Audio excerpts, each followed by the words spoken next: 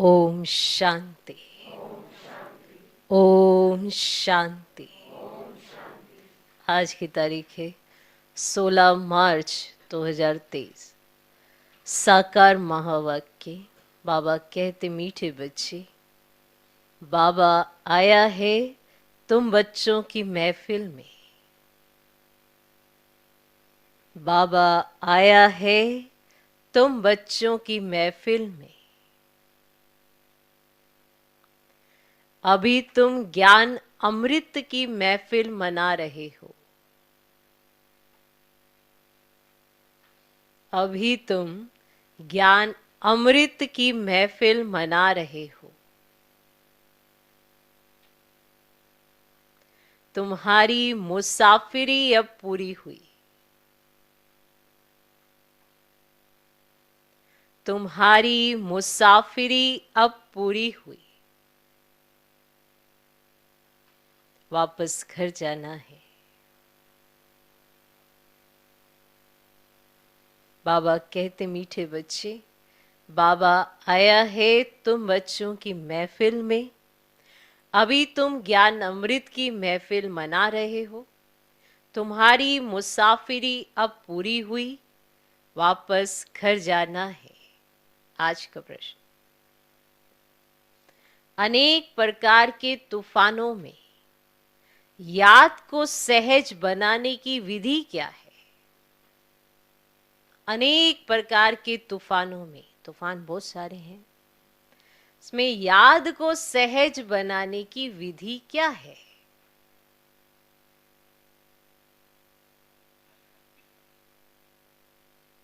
अनेक प्रकार के तूफानों में याद को सहज बनाने की विधि क्या है? उत्तर, शरीर निर्वाह करते। शरीर निर्वाह करते 5-10 मिनट भी बुद्धि को शिव बाबा में लगाने की कोशिश करो।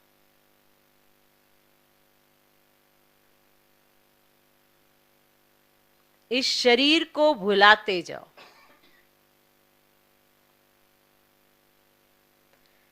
शरीर निर्वाह करते 5-10 मिनट भी बुद्धि को शिव बाबा में लगाने की कोशिश करो। इस शरीर को भुलाते जाओ। मैं अशरीरी आत्मा हूं।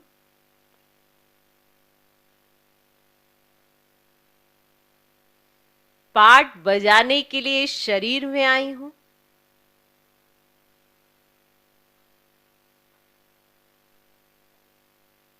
मैं अशरीरी आत्मा हूं। पाठ बजाने के लिए इस शरीर में आई हूं। अब फिर अशरीरी बन घर जाना है।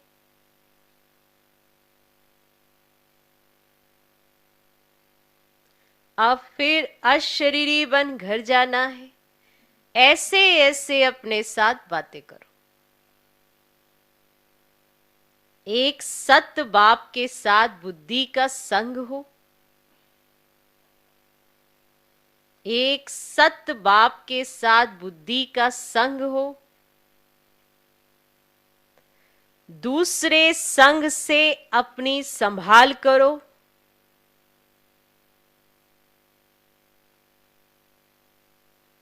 तो याद सहज हो जाएगी।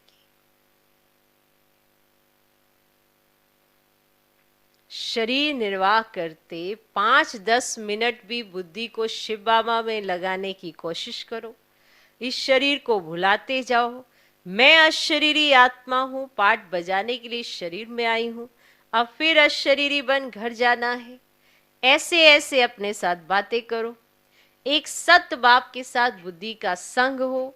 दूसरे संग से अपनी संभाल करो। तो याद सहज हो जाएगी। तो इन सब बातों का ध्यान रखना है, तो ही याद सहज हो जाएगी।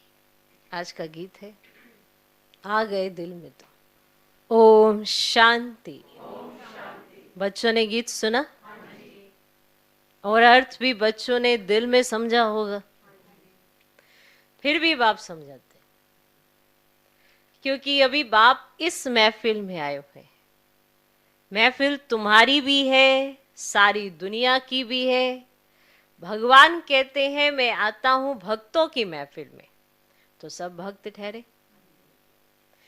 उनमें भी फिर खास उन भक्तों की महफिल में आता हूं जो भक्त मुझ परम पिता परमात्मा से वर्षा लेने आए हुए हैं। जिन आत्माओं की बुद्धि में अब परम पिता परमात्मा की याद है, उन्हों की महफिल में हाजिर हूं। महफिल में कुछ खिलाया पिलाया जाता है। बाप कहते हैं तुम बच्चों को ज्ञान अमृत की महफिल करा रहा हूं। जो आकर बाप के बने हैं वे समझते हैं बाबा आया हुआ है हमारी इस महफिल में। फिर नंबरवार सबको वापस ले जाएंगे। खास तुम बच्चों की महफिल है, आम सबकी है। जहां बाप होगा वहां बच्चे भी होंगे। बाप कहते हैं हम भी अशरीरी हैं, तुम भी जब अशरीरी थे तो मेरे पास थे। याद दिलाते 5000 वर्ष हुए। लोंग लोंग एगो कहते हैं ना, 5000 वर्ष से बड़ी मुसाफिरी होती नहीं। भारतवासी बच्चे ये भूले हुए हैं कि शिव भगवान कब आए थे, उनकी जयंती मनाते रहते हैं। कहते हैं आए थे जरूर, लोंग लोंग एगो, परंतु कब आए थे ये कोई को पता नहीं। कोई कहेंगे लाखों वर्ष हुए, कोई क्या कहेंगे, एक्यूरेट तो कोई को पता नहीं है। ये तो बाप ही बता सकते। समझा? कहते हैं बच्चे 5000 वर्ष पहले भी हम तुम बच्चों की इस महफिल में आया था। दुनिया में शिव जयंती तो मनाते हैं, उसी दिन उनसे जाकर पूछो कि बताओ कि इनको कितने वर्ष हुए। अब गांधी की जयंती मनाएंगे तो झट बता देंगे कि इतने वर्ष हुए। शिव का कोई को बता नहीं सकते ना। अब गांधी जी का तो बता सकते हैं, शिव बाबा का कोई बता नहीं सकते। परंतु तुम बच्चे जानते हो शिव को तो बहुत समय हुआ जबकि आया था। अब वह तो कुछ भी नहीं जानते। कहते हैं जन्म मरण रहित है, नाम रूप से न्यारा है। अरे नाम रूप से न्यारा है तो फिर जयंती किसकी मनाते हो? तो नाम रूप से न्यारा हो ही नहीं सकता। जरूर भारत में ही आया था तब तो जयंती मनाते हो ना, ऐसे ही है ना। फिर नाम रूप से न्यारा कैसे कहते हो? याद करते हो परंतु वे कब आया था? तो जरूर भक्ति का समय जब पूरा होगा तब भगवान को घर बैठे आना पड़े। अब भगवान किस रूप में आते हैं ये कोई भी नहीं जानते। बड़ा चतुराई से कोई से पूछना है और फिर समझाना है। और भगवान तो है निराकार, तुम उनकी पूजा करते हो, कहते हो हे परमात्मा हे भगवान। उनको कोई देवता नहीं कहेंगे, देवताएं हैं ब्रह्मा विष्णु शंकर। तो इन चित्रों पर भी समझाना पड़े।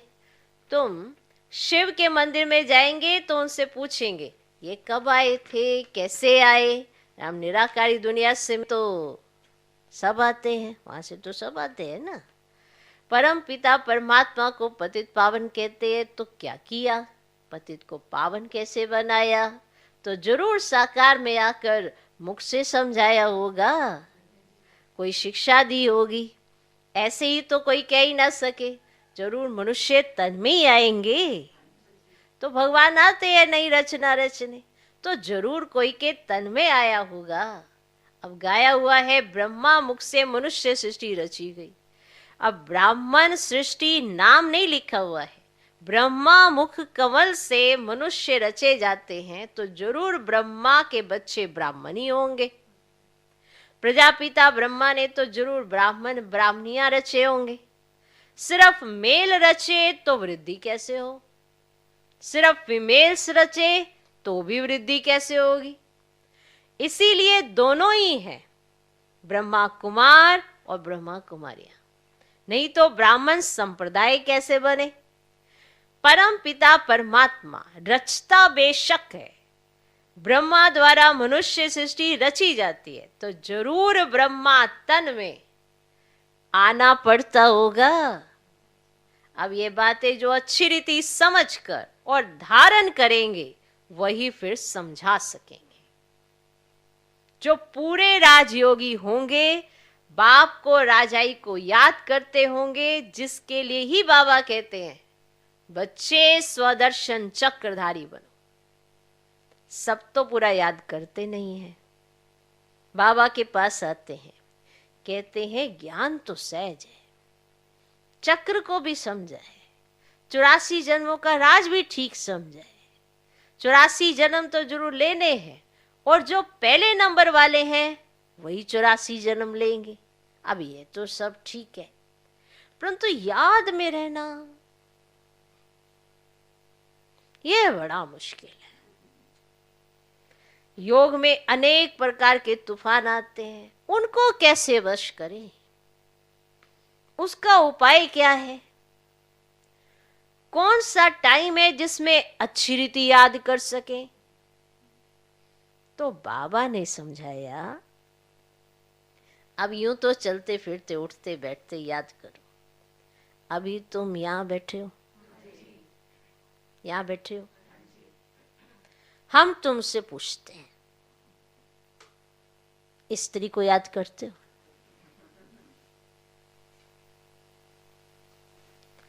अब नाम सुना स्त्री का, नाम स्त्री का सुना तो झट बुद्धि भागी स्त्री तरफ। जब नाम सुना, बाबा ने कहा स्त्री को याद करते हो, तो फिर झट बुद्धि कहाँ गई? बताओ बताओ। झट बुद्धि भागी स्त्री की तरफ। तो बुद्धि का काम हो गया ना। अब बाबा ने कहा स्त्री को याद करते हो, तो जैसे ही बाबा ने स्त्री कहा तो फिर बुद्धि में आ गई ना स्त्री। वैसे ही तुम भल कोई भी काम शरीर निर्वाह अर्थ करो, परंतु शिव बाबा के पास बुद्धि लगाने की कोशिश करो। जैसे नाम स्त्री का सुनते बुद्धि भाग गई स्त्री की तरफ, ऐसे ही शरीर निर्वार्थ कर्म करते बुद्धि भागे शिव बाबा तरफ।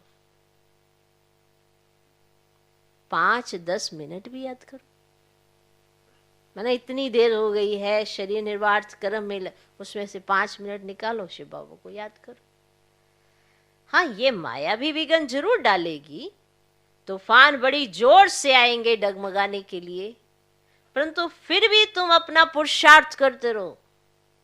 इस शरीर को भुलाना अथवा इस बाप की याद में रहना बातें की है, क्योंकि जहां शरीर भूला तो बाबा की याद आएगी नेचुरल।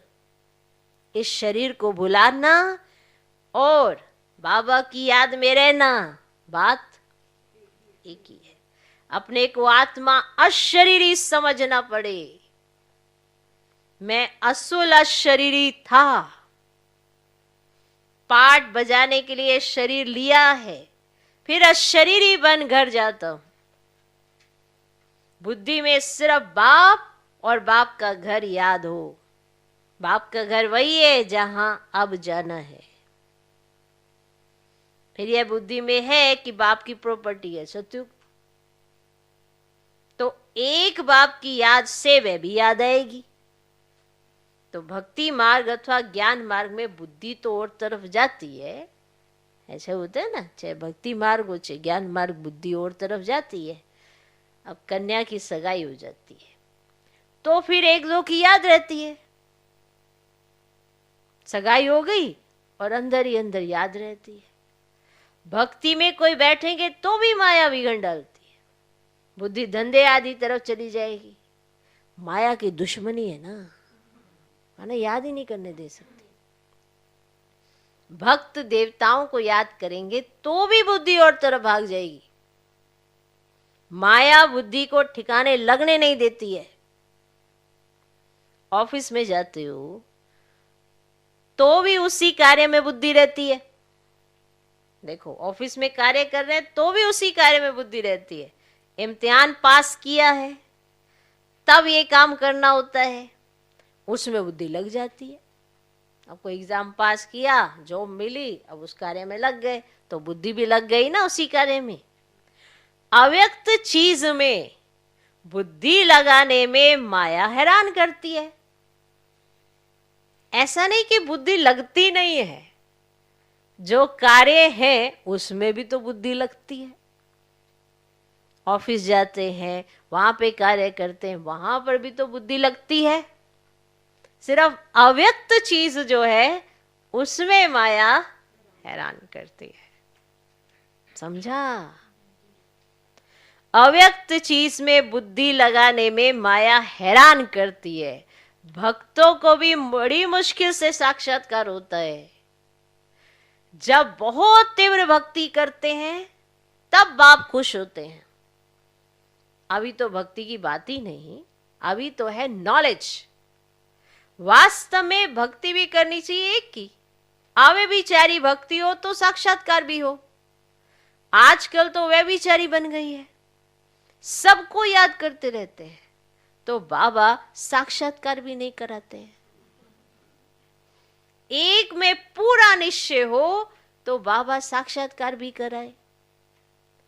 तो बाप समझाते हैं मुझे एक को याद करो, मुख से कुछ भी कहना नहीं है। तुम स्त्री को याद करते हो तो कुछ मुख से कहना पड़ता है क्या? बताओ। बाबा ने जैसे ही स्त्री का पूछा तो बुद्धि स्त्री की तरफ चली गई। तो बाबा पूछ रहे हैं जब तुमने स्त्री को याद किया तो मुख से कुछ कहना पड़ता है क्या? ख्याल आया और बुद्धि भाग जाती है। तो ये बेहद का बाप तो सदा सुख देने वाला है। तो अब तुम्हारी सगाई कराते हैं उस परम पिता परमात्मा से, तो उसको याद करने का प्रयत्न करो। माया तो तूफान लाएगी, सारी दुनिया दुश्मन बनेगी, परंतु बाप को नहीं भूलना। जितना बाप को याद करेंगे उतना विक्रम विनाश होंगे। ऐसे तो बहुत मनुष्य होते हैं जो सारा दिन भगवान का नाम भी नहीं लेते। बहुत खराब संग होता है। इसीलिए गाया जाता है संग तारे कुसंग बोरे। सत्य परम पिता परमात्मा का संग ही पतित से पावन बनाएगा। अभी तो सारी दुनिया पतित है, उनको संग चाहिए पतित पावन का, तो जरूर उनको यहां साकार में आना पड़े ना। अब सत्य है ही एक, तो सत्य की महफिल में तुम बैठे हो। जानते हो हम आत्माओं का संग अब परम पिता परमात्मा के साथ है, जानते हो? तो बाप कहते मेरी याद से ही तुम्हारे विक्रम विनाश होंगे, मेरी याद से ही। अच्छा संग होगा तो मुरली सुनेंगे। बुद्धि योग एक बाप के साथ लगा रहेगा। अच्छा संग किया होगा तो मुरली सुनेंगे, और बुद्धि योग एक बाप के साथ लगा रहेगा। तो ऐसा संग तारेगा, अर्थात पावन बनाएगा। पावन बनने बगैर उनके पास कोई जा नहीं सकते। तो बाप खुद ही सिखलाते हैं मेरे साथ कैसे योग लगाओ। पढ़ाने लिए खुद आकर सम्मुख होते हैं। बुद्धि का योग और संग तोड़ एक संग जोड़ना है, तब विक्रम विनाश होंगे, और कोई उपाय है ही नहीं। पावन दुनिया है ना, स्वर्ग। अब वहां के सुख अपार है, ऐसे नहीं वहां भी दुख है, दैत्य हैं। वहां तो दुख का नामो निशान ही नहीं रहता। 100 भी 21 जन्मों के लिए बाप तो यहां आकर पढ़ाते हैं। भगवानुवाच हम तुमको राजाओं का राजा बनाने सहज राजयोग सिखाता हूं। अब मनुष्यों की बुद्धि में तो श्री कृष्ण का ही चित्र आ जाता है। तुम्हारी बुद्धि में कि हमको पढ़ाने वाला शिव बाबा है, जो ही ज्ञान का सागर है, वही तुम बच्चों को नॉलेज दे रहे हैं। अब यह है स्वदर्शन चक्रधारी, त्रिकालदर्शी बनना। त्रिकालदर्शी माना तीनों कालों को जानना, सृष्टि के आदि मध्य अंत को और तीनों लोकों को जानना। मूल वतन, सूक्ष्म वतन, स्थूल वतन को भी तुम जानते हो। तुम्हारे में भी नंबरवार पुरुषार्थ अनुसार जानते हैं। बाकी इसमें तकलीफ कोई नहीं है। शरीर निर्वाह भी करना है, ऐसे नहीं कहा जाता कि कन्या को भी शरीर निर्वाह माथा मारना है, कन्या को पति के पास रहना है, शरीर निर्वाह पति को करना है, कन्या को भी अपने पैरों पर खड़ा रहना है। एक कहानी है ना, एक कन्या ने बाप को कहा मैं अपना नसीब का खाती हूं, तो तुम कन्याएं भी अपना पुरुषार्थ कर रही हो, जितना पढ़ेंगे श्रीमत पर चलेंगे तो 21 जन्म राज्य करेंगे। कन्याओं का काम है पढ़ना और ससुर घर जाना, ऐसी दुनिया कहती। तुमको भी फिर विष्णुपुरी स्वर्ग में भेजा जाता है, जितना पढ़ेंगे उतना उच्च पद पाएंगे। अब वह तो ऐसे ही करके कहानी सुनाते हैं ना, तो सच्ची सच्ची बात तो यहाँ की है। तुमको यहाँ पढ़ना है और फिर विष्णुपुरी जाना है। तो बाप खुद बैठ उनका रहस्य सुनाते हैं। तुम सब कन्याएं हो, अधर कन्या भी अपना जीवन बना रही है, तो बाप ऐसे कर्म सिखलाते हैं जो कभी दुखी व विधवा नहीं होना पड़ेगा। परंतु विरला ही कोई ऊंची तकदीर बनाते, और कोई कोई तो बनाते बनाते फिर आश्चर्यवत भागंती हो, ऐसे बाप को भी फारकती दे देते हैं, डिवोर्स भी दे देते हैं। क्योंकि शिव बाबा बाप भी है तो पतियों का पति भी है। ऐसे बाप को बच्चे फारकती दे देते हैं, तकदीर को लकीर लगा देते हैं। सजनी है तो भी डाइवोर्स देने से कोड़ी तुल्य बन पड़ेगी। अब ये भी गाया हुआ है, आश्चर्यवत डाइवोर्स देवंती, फारकती देवंती। जिस बाप से 21 जन्म का राज्य भाग्य मिलता है, उनको भी फारकती दे देते। कोई तो आकर बाप का बनेंगे, कोई कोई फिर महामूर्ख भी बनेंगे, तो फारकती भी देंगे, डिवोर्स भी देंगे। चलन से ही मालूम पड़ जाता है। ऐसा कोई माथे पर नहीं लिखा होता कि ये ऐसा करेगा, लेकिन उसकी चलन से ही मालूम पड़ जाता है। विकार में जाते रहते, फिर छिप छिप कर बैठ जाते, फिर लिख भेजते कि बाबा भूल हो गई, क्षमा करो। अब 100 गुना दंड तो चढ़ गया, वह कैसे कैंसिल हो सकता? सच बताने से ज्यादा माफ भी हो जाए, इसीलिए बाबा कहते हैं छिप कर कभी विकार में नहीं जाना, ना फैमिलियरिटी में ही आना है। एक दूसरे के प्रभाव में आ जाते हैं ना, लगाव झुकाव में, फैमिलियरिटी उसे कहा जाता है। कहीं समझते हैं फैमिली नाम रूप में फंस जाना, जैसे मित्र बनाना, एक दूसरे के साथ बड़ी गहरी मित्रता रखना। मित्र कौन? मित्र कौन? एक बाबा। वाह, कि सुनने में कितना अच्छा लग रहा है।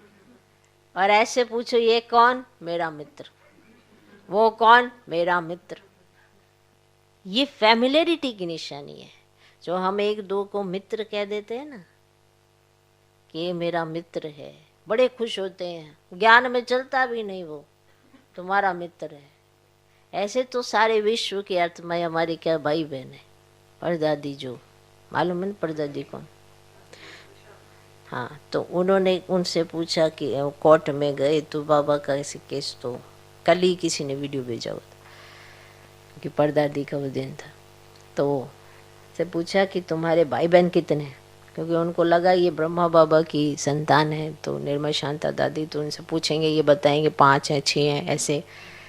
तो उनसे पूछा तुम्हारे भाई बहन कितने हैं? कहते मैं बता नहीं सकती कितने हैं, बहुत हैं। कहते ये कि जज कहती कैसे जवाब है? कहते कैसे बताऊँ, आप भी तो मेरे भाई ही हो।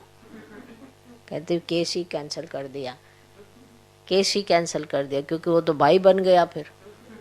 तो पहले इस सब चीज़ों का बहुत मूल्य हुआ करता था, कि अगर सामने से ऐसे कोई कह दे ना कि आप मेरे बहुत वैल्यू रखते थे, आजकल तो भाई बहन की वैल्यू नहीं रखता, या बहन भाई की वैल्यू नहीं रखता। तो मतलब उस तरह से पहले बहुत ये होता था, अगर किसी ने कह दिया ना तुम मेरे भाई हो या मेरी बहन हो, तो वो माना उसको ये लगता था कि इस संबंध को चाहे सामने वाले ने कहा चाहे मैंने कहा, उसको निभाना ही निभाना है। तो ये बहुत विशेष। तो अभी तो तमो प्रधानता इतनी हो गई है, तो हम सुन रहे थे तो हमें ऐसा लगता है कि अभी की तमो प्रधानता इतनी है कि अपने भाई बहन ही एक दूसरे के खिलाफ होते रहते हैं। ये नहीं पता कि बाप की कितनी अवज्ञा करा रहे हो और नाम बदनाम कराते हो। तो ये सब चीज़ें फैमिलैरिटी में भी आ जाती हैं कि एक दूसरे के प्रभाव में चले जाने से भूल जाते हैं कि हम किसकी संतान हैं। फिर क्रोध करते हैं, फिर कुछ का कुछ करते हैं, है सारा विकारों का चक्कर। करते तो सब चीज़ें विकारों के कारण ही है ना। किसी से पूछो कि अगर ये तुम्हारे साथ क्या हो रहा है, ये तुम नहीं कर रहे हो, विकार करा रहे तुमसे, पर तुम उन विकारों को और प्रोत्साहित कर रहे हो कि फिर भी मुख से कहेंगे बाबा, लेकिन एक्टिविटी ऐसी है कि बाबा के बच्चे कहलाने लायक नहीं है। इसीलिए वो फारकती बाबा को देकर फिर ऐसी एक्टिविटी चलते हैं। तो ना फैमिलियरिटी में ही आना है। क्रोध भी बहुत भारी भूत है, बहुतों को दुख देते हैं। बाप को 5 विकारों का दान दे फिर वापिस लें तो पद भी भ्रष्ट हो जाएगा। अच्छा, मीठे मीठे सिकिलत बच्चों प्रति माता पिता बाप दादा का याद प्यार और गुड मॉर्निंग। रूहानी बाप की रूहानी बच्चों को नमस्ते। हम रूहानी बच्चों की भी रूहानी बाप को नमस्ते नमस्ते नमस्ते। Good morning good morning good morning. धारणा के लिए मुख्य सार पहला पॉइंट, अपनी ऊंच तकदीर बनाने के लिए विक्रम विनाश करने का पुरुषार्थ करना है।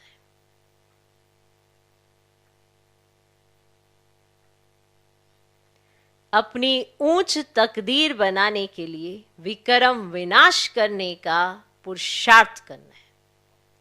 पढ़ाई पर पूरा ध्यान देना है। पढ़ाई पर पूरा ध्यान देना है। दूसरा पॉइंट, कुसंग से अपनी संभाल करनी है। कुसंग से अपनी संभाल करनी है, क्योंकि संग बहुत खराब कर देता है। आपके जो विचार खुद के नहीं भी होंगे तो दूसरा संग आपको दे देगा। इसलिए बड़ा संभल संभल के, जो ज्ञानी योगी आत्माएं होती हैं, याद रखना, ज्ञानी योगी कौन? जिनके जीवन से ज्ञान झलकता हो उसको ज्ञानी कहा जाता है। योगी कौन? जो योग में रहकर जिसके अंदर सहनशीलता और समाने की भी शक्ति होनी चाहिए। ये नहीं कि जो आपको इस तरह से उत्तेजित करके क्रोध की अग्नियां जगाता रहे, उसको ज्ञानी योगी नहीं कहा जाता। और जो यज्ञ की बुराई करता है या किसी की भी बुराई करता है, वो ज्ञानी योगी कभी हो ही नहीं सकता। आप कैसे समझ लेते हो कि वो बड़ा ज्ञानी और योगी है? तो ऐसी आत्माओं का संग करके अपना बेड़ा गर्क नहीं करना चाहिए। बड़ा ही सिंपल सा पैरामीटर है कि आपको कैसे पता चले कि कौन क्या है। बहुत सिंपल सी बात है। आप खड़े हो जाओ, बीच के संगम पर खड़े हो ना, बीच में खड़े हो जाओ, आपके इर्द गिर्द ही आपके पास लोग आते हैं, आपको कहीं जाने की जरूरत नहीं पड़ती है। जो भी आ रहा है तो आप जज कर सकते हो कि वो किस तरह की भाषा का इस्तेमाल कर रहा है। जो जरूरत से ज्यादा मीठी भाषा का भी इस्तेमाल करे तो समझ जाना ये भी नुकसानकारक है। कारण क्योंकि वो थोड़ी ही समय में वो अपनी भाषा चेंज करने वाला है। पहले वो आपके हिसाब से चलेगा, आपको देखेगा, फिर अपने हिसाब से आपको ढलाएगा। पहले आपके हिसाब से चल के आपको लगेगा ये तो मेरे हिसाब से चल रहा है, फिर वो आपको अपने हिसाब से चलाने लगेगा, क्योंकि आप मोहताज हो गए हो, अब आप अंडर जा चले गए हो। ऐसे ही होता है। आप अपने आप को देखिए, क्या इंडिपेंडेंट हो? खुद के पांव पे खुद ही खड़े हो या किसी और के पांव लेके खड़े हो?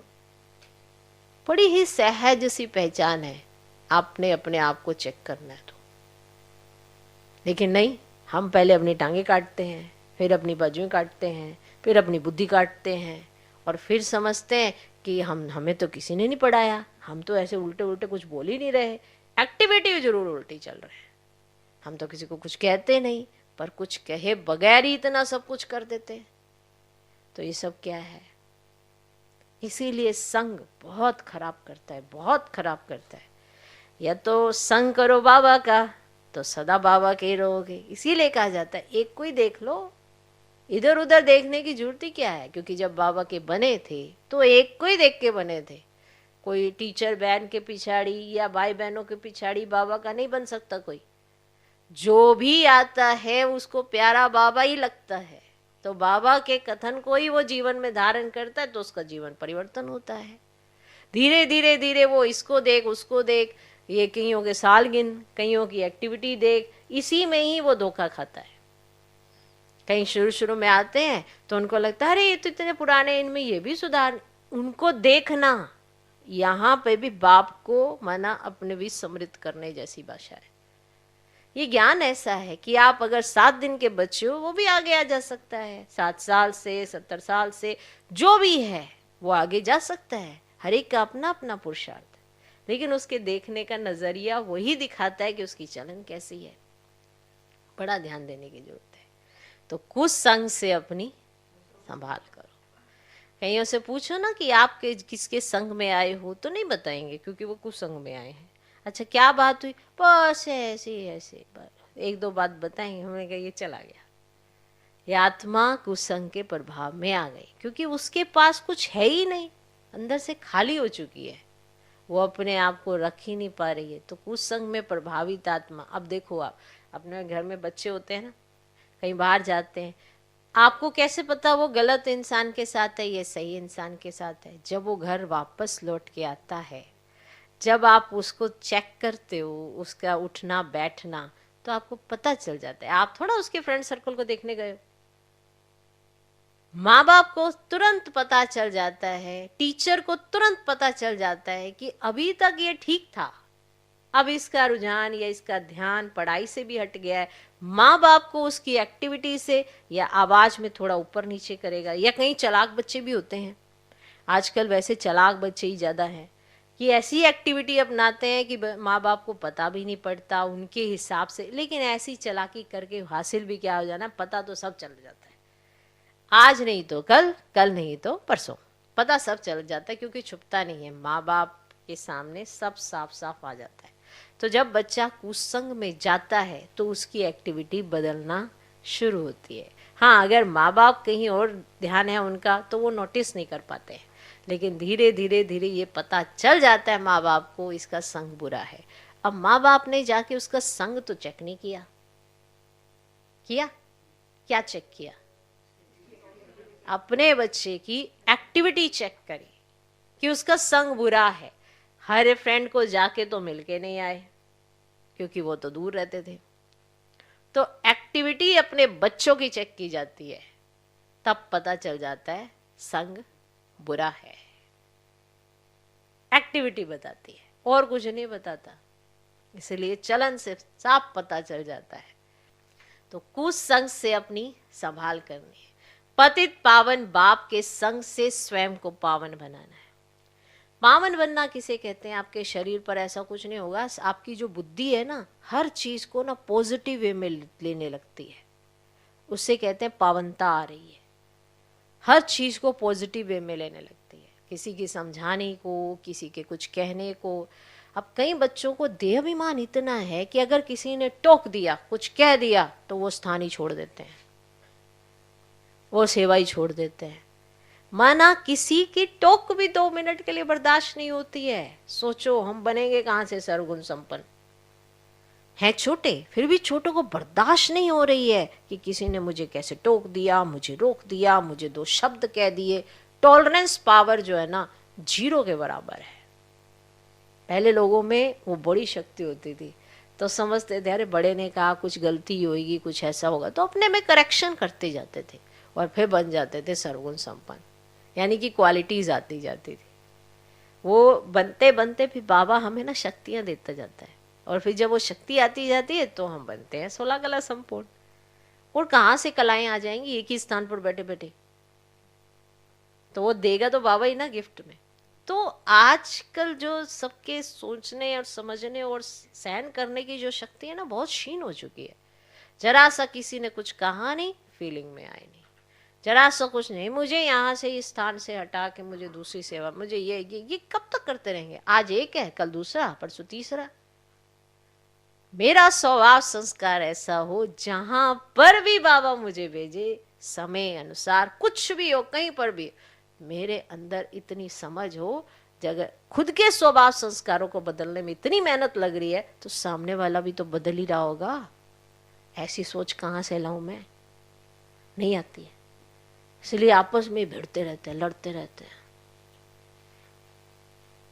और फिर आत्मा अलग थलग हो जाती है, अकेलापन आ जाता है, और कहीं ना कहीं वो किसी भी सेवा के लायक नहीं बचती है, क्योंकि वो चूजी बन गई। यहाँ नहीं है, यहाँ मेरा दिमाग खराब हो जाता, वहां मेरा दिमाग खराब हो जाता, वहां मेरा दिमाग खराब हो जाता, बस दिमाग तो वैसे ही खराब हो जाना।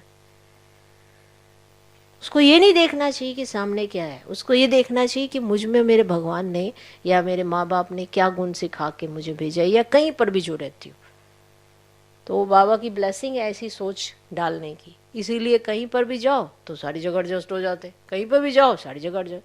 चीजें थोड़ा हमारे हिसाब से एडजस्ट होनी है, हमको एडजस्ट होना है, हमको समझना है, हमको अपनी सोच को इतना अच्छा बना देना है कि हर चीज आपके अकॉर्डिंग होने लगे भविष्य में, अभी नहीं। तो बड़ी सारी चीजें हैं, सोचो विचार करो तब तो कुछ क्लियर हो सके। तो कुसंग से अपनी संभाल करनी, पतित पावन बाप के संग से स्वयं को पावन बनाना है। इसे कहते हैं पावनता आ गई, माना सोच जो है, विचार जो है वो बाप समान हो गए। वरना तो ऐसे ही लगेगा अरे ऐसा बनना कितना मुश्किल है, ऐसे भगवान थोड़ा बन जाएंगे। नहीं, भगवान के जैसा बनना, भगवान थोड़ा बनना है। भगवान तो हम बन ही नहीं सकते ना, हमें भगवान के जैसा इसलिए बनना है क्योंकि इस समय भगवान का साथ हमारे साथ है, बस इसीलिए। सारे कल्प में उसी भगवान को ढूंढते फिरेंगे, आधा कल्प लग जाएगा ढूंढने ढांढने में, बताओ। कोई छोटी बात नहीं है। भक्ति मार्ग का आज भी चित्रण अगर स्मृति में आए तो इंसान इसीलिए ढूंढ रहा है उसको कि कहीं तो होगा वो, और आज जब वो सामने आ गया तो हम इधर उधर ही भटके जा रहे हैं। कभी वो किसी भाई को देख लिया, कभी किसी बहन को देख लिया, कभी इसको देख लिया, कभी उसको देख लिया, कभी उसने ऐसा कह दिया, कभी उसने। इन सब चीजों को तो इस एक जन्म के लिए तो छोड़ दो, 63 जन्म तो यही करते आए हैं। गृहस्थ में होता क्या है, दरानी जठानी यही चलता रहता है, यही इन्हें ये कह दिया, उन्हें वो कह दिया, बस। और आत्मा फिर भी खाली की खाली। आप मुझे एक बात बताओ, इन सब बातों से क्या आपकी उन्नति हो सकती है, क्या पावनता आ सकती है? फिर तो करो, कोई दिक्कत नहीं है, कोई मनाही भी नहीं है, लेकिन ओवरऑल आपको कुछ हासिल नहीं होना, सिर्फ भारीपन ही हासिल होना। क्या मिल जाना, इन्हें ऐसे कह दिया, उन्हें ऐसा कह दिया, वो ऐसा कह रही थी, वो ऐसा कह रही थी, क्या मिल जाना है? बाबा की बातों को प्रैक्टिकल करके देखो तब तो कुछ समझ में आए। तो पतित पावन बाप के संग से स्वयं को पावन बनाना है, तो संग बाबा का होगा तो पावन बनेंगे। आज का वरदान, स्वदर्शन चक्रधारी बन, हर कर्म चरित्र के रूप में करने वाले, माया जीत सफलता मूरत भव। स्वदर्शन चक्रधारी बन, हर कर्म चरित्र के रूप में करने वाले, माया जीत सफलता मूरत भव। जैसे बाप के हर कर्म चरित्र के रूप में गाए जाते हैं, ऐसे आपके भी हर कर्म चरित्र के समान हो, माना इतने महान हो। जो बाप के समान स्वदर्शन चक्रधारी बने हैं, उनसे कभी भी साधारण कर्म नहीं हो सकते। स्वदर्शन चक्रधारी की निशानी ही है सफलता स्वरूप। जो भी कार्य करेंगे उसमें सफलता समाई हुई होगी। स्वदर्शन चक्रधारी मायाजीत होने के कारण सफलता मूर्त होंगे, और जो सफलता मूर्त है वे हर कदम में पद्मा पदम पति हैं। आज का स्लोगन, खुशी के समर्थ संकल्पों की रचना करो। खुशी के समर्थ संकल्पों की रचना करो तो तन मन से सदा खुश रहेंगे।